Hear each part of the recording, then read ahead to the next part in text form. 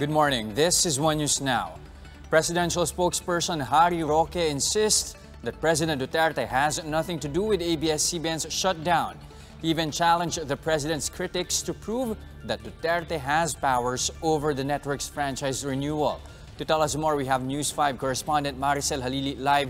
Mase, anong paliwanag ni Roque kung bakit walang kapangyarihan si Duterte na i-certify as urgent itong ang franchise renewal bill ng ABS-CBN?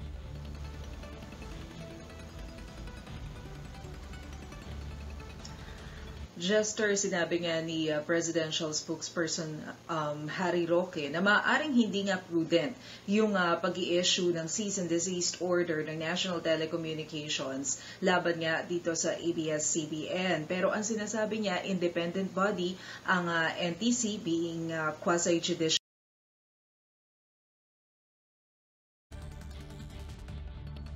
kagawaran ng executive branch. Kaya hindi sila pwedeng diktahan kung ano yung pwede nilang maging desisyon. Nung una, inamin ni Secretary Roque na masama talaga ang loob ng Pangulong Duterte, pero tinanggap na raw nito yung paghingi ng paumanhin ng Pangulo ng ABS-CBN na si Carlo Katigbak. Matatandaan na humingi nga rin ng paumanhin ang Pangulong Duterte sa mga business tycoon na si Ayala at si Manny V. Pangilinan dahil gusto niya makipagtulungan umano sa lahat ng mga negosyo patungkol dito sa COVID-19. At ganito rin daw ang nararamdaman ng Pangulong Duterte sa ABS-CBN. Gayunman, nanindigan ang Malacanang na walang kapangyarihan ng Pangulong Duterte sa pag-issue ng prangkisa para sa ABS-CBN at hindi rin daw niya ito pwedeng i-certify as urgent dahil may private interest ito. Kung meron man daw na makapagpapakita sa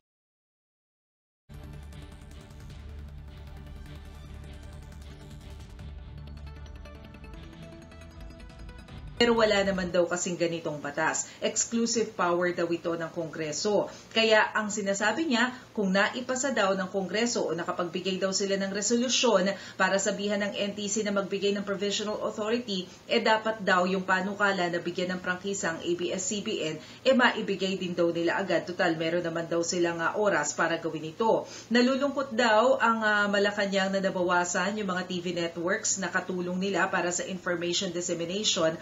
Pero nandiyan naman daw ang ibang mga TV organization at news organization para tulungan sila.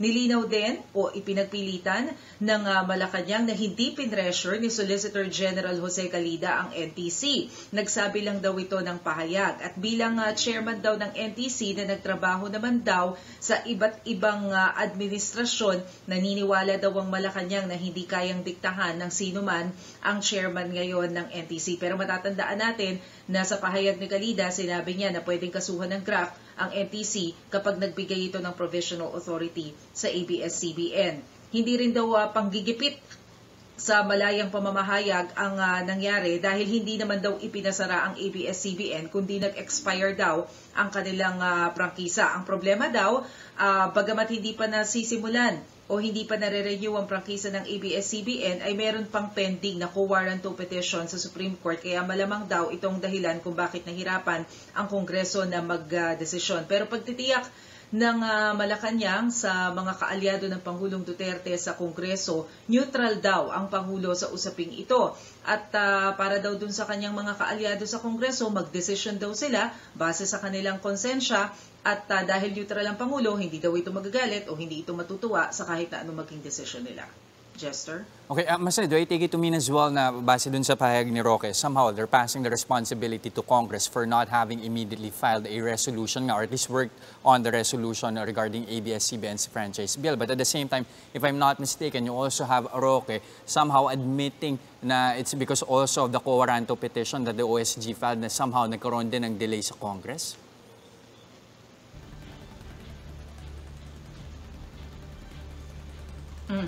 Tama ka dyan, Jester. Ang binigyang diin nga ni Secretary Roque kanina, the exclusive mandate to renew a franchise of a certain TV organization, talagang sa Congress lang na tutuwang. Kasi di ba nagkakaroon din ng issue na baka mamaya merong impluwensya naman dyan yung Malacanang, because as we all know, nagkaroon nga ng sama ng loob ang Pangulong Duterte sa ABS-CBN because of the campaign materials that was not aired. So parang ang sinasabi lang ni Secretary Roque na hindi sila inimpluwensyahan. Sole mandate ng Congress yung pagre-renew ng franchise, pero inassume din nila that since there's a pending co-warranto petition before the Supreme Court, pwedeng naka-apekto ito dun sa challenges ng Congress para makapag-desisyon sa renewal of franchise. Alright, maraming salamat. That was News 5 correspondent Maricel Halili. Vice President Leni Robredo slams the National Telecommunications Commission for ordering ABS-CBN to shut down its operations amid the COVID-19 crisis. In a statement, Robredo says the public needs ABS-CBN because the network provides free flow of information that could save lives during the pandemic. She also notes that the NTC's move burdened a lot of people, including ABS-CBN's thousands of employees who lost their jobs. Robredo underscores the fact that ABS-CBN was ordered to go off air while POGOs are allowed to operate again. The Vice President expresses hopes that the government will be aware of the consequences caused by the shutdown, especially in the middle of a health crisis. The House Committee on Legislative Franchises admits being taken off guard by the NTC shutdown order against ABS-CBN. In an interview with the Chiefs, Franchise Committee member and ACO Bicol Representative Alfredo Garbin said the NTC suddenly changed track. Back in March, the Commission agreed to issue a provisional franchise for the network.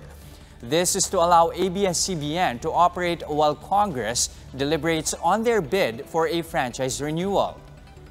That's a complete turnaround of the position and the recommendations of NTC.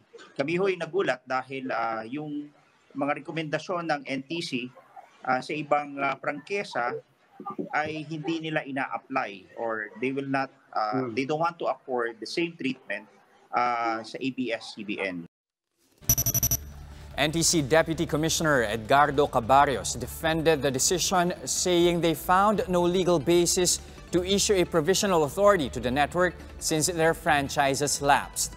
Cabarrios added that the issue with ABS-CBN may set a precedent for future franchise cases.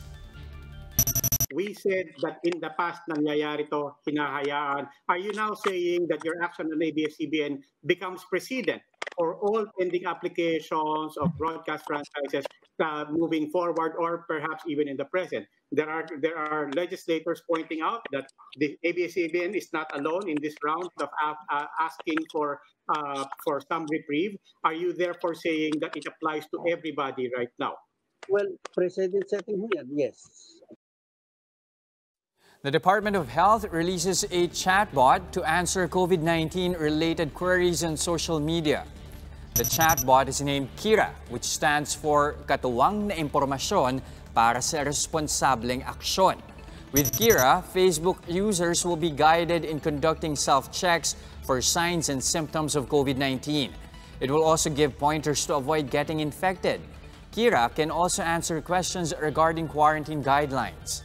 Kira is accessible via Facebook Messenger through the DOH official account, Viber, and the Contra COVID PH web app. For more updates, follow News 5, the Philippine Star, and Business World Online. I'm Jess De Los Santos. We are One News.